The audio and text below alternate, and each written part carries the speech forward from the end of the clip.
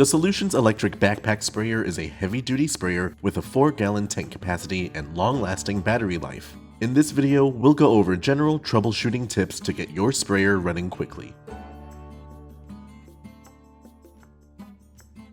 If your sprayer does not turn on when set to either of the two pressure outputs, there may be an issue with the battery. Either your battery is not fully connected, or the battery is not charged. First, remove the battery and connect it to the charger. Once all connections are made, the indicator light on the charger will change from green to red. When charging completes, the light will turn back to green. Next, line up the battery with the housing so that the metal prongs on the housing line up with the metal pieces on the battery. Slide the battery in place until you hear a click. If your sprayer still does not turn on, then there may be an electrical issue with the pump. Remove the screws in the sprayer's green plastic cover and lift the cover to reveal the pump.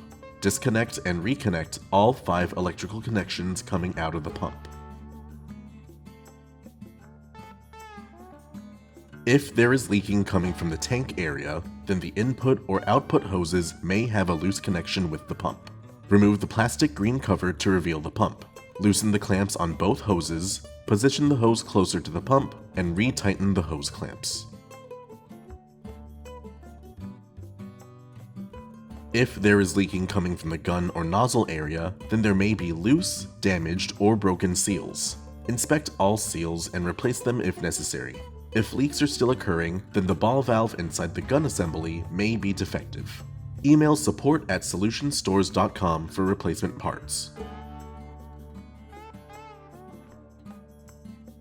If you find your sprayer is producing low water pressure due to a clog in the pump, hose, gun, wand, or nozzle, then it's possible the sprayer was not rinsed out after every use. Many chemicals will become sticky and gum up the parts if not properly cleaned.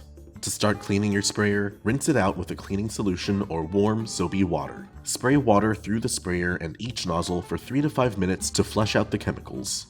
If any of the parts seem to have broken, this is often due to normal wear and tear. Email support@solutionstores.com for replacement parts.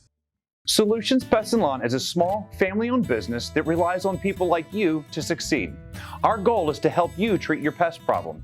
If you have any questions after watching this video, please email, call, or stop by one of our stores and we can help you out.